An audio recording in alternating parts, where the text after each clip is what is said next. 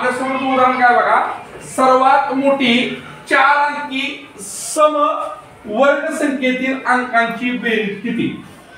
परत एकदा उदाहरण नीट वाचतोय. आता काय काय गोष्टी आपल्याला लक्षात घ्यायच्या ते बघा.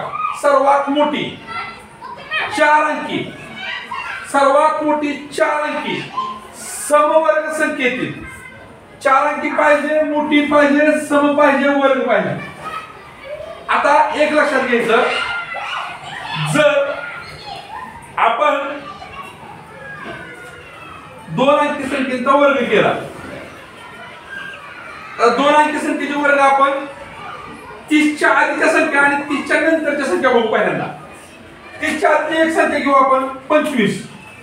25 चा वर्ग केला किती येतोय 625. आता हे लक्षात घ्या, ही संख्या किती अंकी आहे 2 अंकी आहे.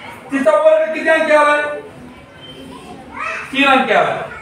आता आपण 32 किंवा 33 पासून पुढे बघू. 32 पासून पुढे बघू. आपण 2 अंकी 32 संख्या घेऊया. वर्ग करायचा आहे 3 दुणे 4, 3 दुणे 6, 3 दुणे 6, 3 त्रिक 9, 4 आलं, 6 6 12 आलं, 1024. हा 32 या संख्येचा वर्ग आला.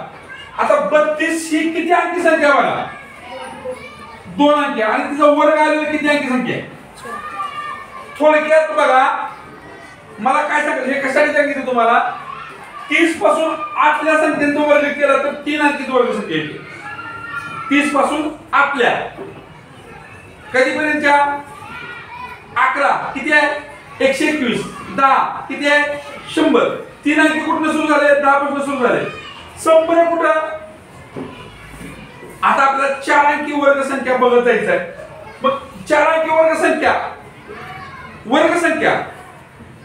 बघायचं. 4 अंकी वर्ग संख्येचं वर्गमूळ किती अंकी असणार आहे 2 अंकी असणार आहे. बरोबर. 4 अंकी वर्ग संख्येचं वर्गमूळ किती अंकी असणार आहे हे तर लक्षात येत आहे. मग आपण काय करूया थोडक्यात सगळ्यात मोठी 2 अंकी संख्या बघू आणि तिचा वर्ग करू. सगळ्यात मोठी 2 अंकी संख्या बघितली. आता मला सांगा हिच्या वर्ग केला आपण, निरीक्षण असं आपलं लक्षात आहे हिचा वर्ग केल्यानंतर हिच्या एक स्थानी काय येणार आहे 1. मग मिळालेली संख्या सम असेल का. मग आपल्याला सम सांगितलेले आहे. हिचा वर्ग करून जर मिळवली संख्या तर ती कशी मिळणार आपल्याला विषम. त्याच्यामुळे आपण काय करू 99 च्या 98 घेऊया. 98 चा वर्ग करूया. 98 चा वर्ग किती येतो बघा 88 64 खाचे गेले 6, 9 8 72 आणि 6 78, 9 8 72 ला 2 हाते गेले 7, 9 9 81 7 79, 4 8 2 10, 10 7 17 हाते गेले 8704. ही आला 98 चा वर्ग. हा तरी पण आपण आता काय करू 99 चा वर्ग काढून घेऊ. 99 चा वर्ग किती येतो बघा 99 चा वर्ग 981 हाती गेले 981 8 89 981 म्हणजे पुन्हा 891 येणार. यांची बेरीज केली 1 10 18 9801 हा 99 चा वर्ग आहे.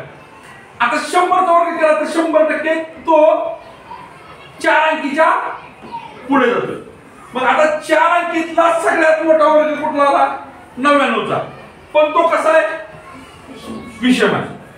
आपल्याला हे काय सांगितलंय 4 अंकी समवर्ग संख्या पाहिजे.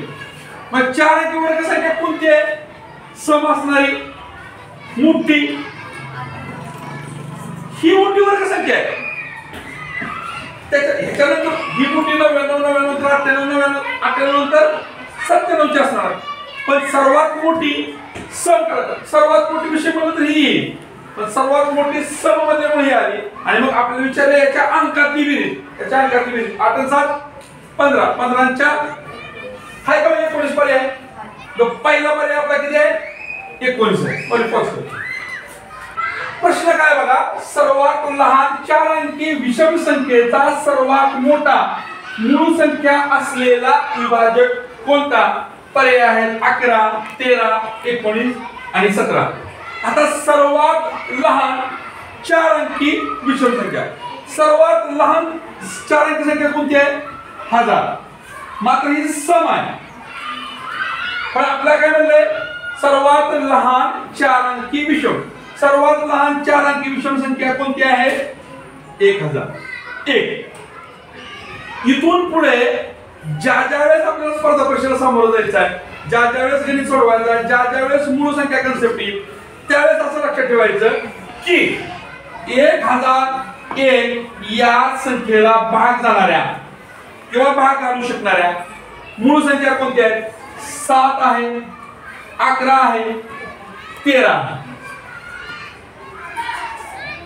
आणि मग दिलेल्या पर्यायातल्या आपल्याला दिसतोय मोठा कोणता विभाजक? 13.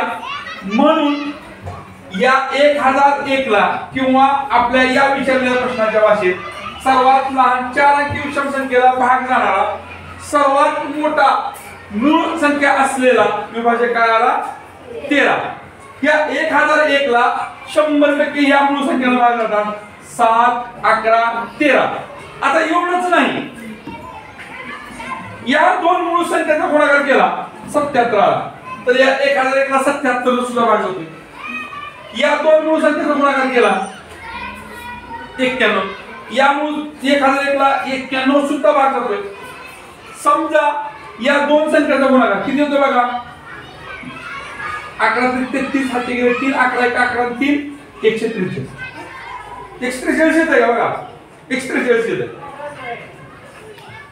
11 33 ला 3 गेले, 11 1 11 आणि 3 143. या संख्यांनी सुद्धा 1001 ला भाग जातो. पण ह्या मूळ नाही. 1001 ला भाग जाणाऱ्या मूळ संख्या कोणत्या लक्षात ठेवायचं? 7 आहे, 11 आहे आणि 13 आहे. हे लक्षातच ठेवायचं. रेल्वेच्या परीक्षा असतील किंवा एसएससी म्हणजे स्टाफ सिलेक्शन कमिशनच्या परीक्षा असतील, त्या परीक्षेला या संकल्पनेवर आधारित हमखास एक प्रश्न असतो. आणि मग आता आपलं पर्याय उत्तर काय येणार आहे? आपलं 13, पर्याय क्रमांक 2. आलं लक्षात? बंद करूया. चला.